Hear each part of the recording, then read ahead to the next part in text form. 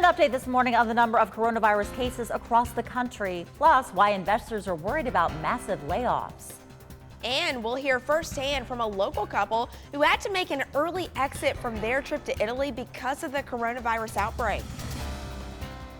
Good morning to you, 6 o'clock on this Tuesday. Thank you so much for waking up with us. I'm Kimberly McBroom. And I'm Niecy Payne. All right, and happy St. Patrick's Day to you. As you can see, we're doing things a little differently here at your hometown station, keeping the social distancing ourselves. So, hey there, Niecy, you're kind of far away. I know. Hey, Kimberly, but you know what? We are still in this together. That's so, right. You know, we are going to tackle this thing head on and come out on top. That's what I say. We are indeed. Yeah, we're all in this together. I love what you said about that. Let's head over now to meteorologist Leo Hurstrunner. Leo's in the studio with us too, kind of far away, but you said we're going to warm up some this afternoon. That's going to be nice. We are. I feel like I have to go, hello, how are you? Well, hey, we're going to see a pretty good time of weather as you head into the afternoon. Starting to see more sunshine now. More clouds and sunshine this week, but we will get those sunny breaks. We're going to continue with off and on showers over the next few days as well. That's going to lead to some warmer weather toward the end of the week. And then it's going to feel like summer come Thursday and Friday. We're talking about high temperatures soaring into the mid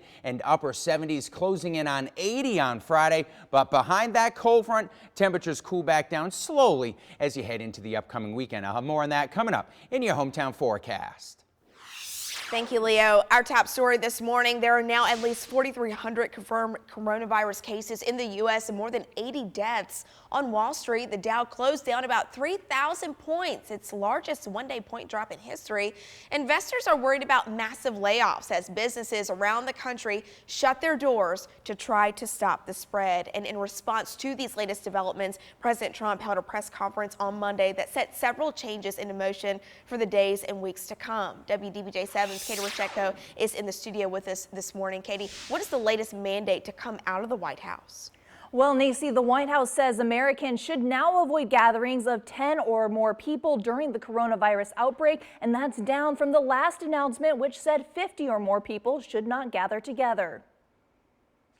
Now, this experimental vaccine is one of several being tested around the world, but Niecy, health experts say a vaccine for the general public is still at least a year away. Yeah, so taking part in doing the things, you know, the president has asked, just making sure that we practice good hygiene. But you know what, Katie, I have learned, and we can see even in history, that when we come together unified to conquer something, we have the ability to do it. Oh, there's no stopping us, that's for sure. Yeah, no doubt about that. Katie, thank you so much. Americans traveling abroad have scrambled to get home. The two who made an early exit from Italy are Katie and John Shepelwich. They were former residents of the Roanoke Valley. The couple arrived in Italy in late February for what they thought would be a month-long visit. They found beautiful scenery and excellent hospitality, but after a few days, they also saw the impact of coronavirus on daily life. They are hoping that Americans are paying attention. Not hysteria.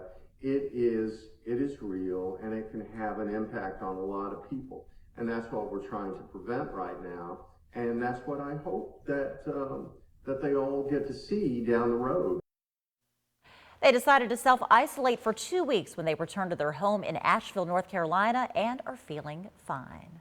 Washington, D.C. Mayor Muriel Bowser ordered all bars, restaurant, dining rooms, movie theaters, and gyms across the city to close Monday night. And now business owners are worrying about the long-term impact. Restaurants in D.C. are now doing takeout only, limiting the restaurants to just carry-out service, no dining.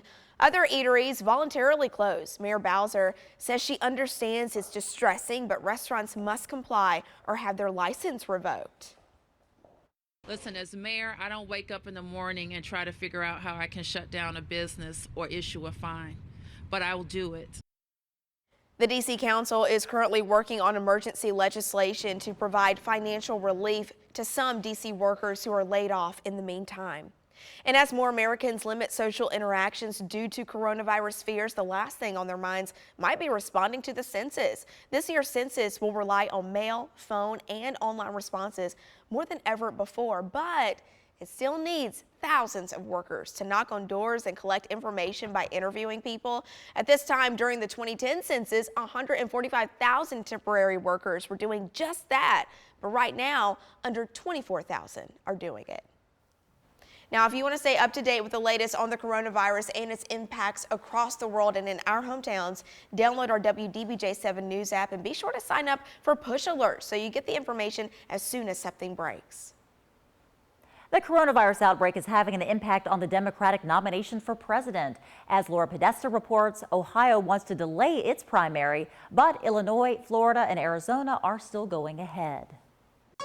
All right, time to check out your hometown forecast on the St. Patrick's Day Tuesday. And Leo, a lot of folks, of course, are at home, but those of us are still having to get out and head out to work, maybe dealing with some fog in a few areas. Yes.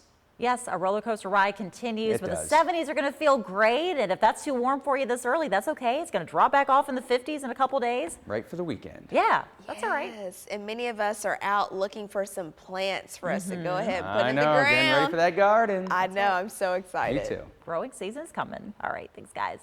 Time is now 6:11. Many businesses are taking a hit because of coronavirus, but pharmacies are seeing a boost. Why they say foot traffic has picked up over recent weeks. New this morning, the coronavirus is also impacting how some local YMCAs are operating. The YMCA of Virginia's Blue Ridge announced all group exercise classes will be suspended until further notice effective Thursday. Stay and play childcare programming will also be suspended. This impacts the YMCAs in Roanoke, Salem, Botetourt, and Lexington.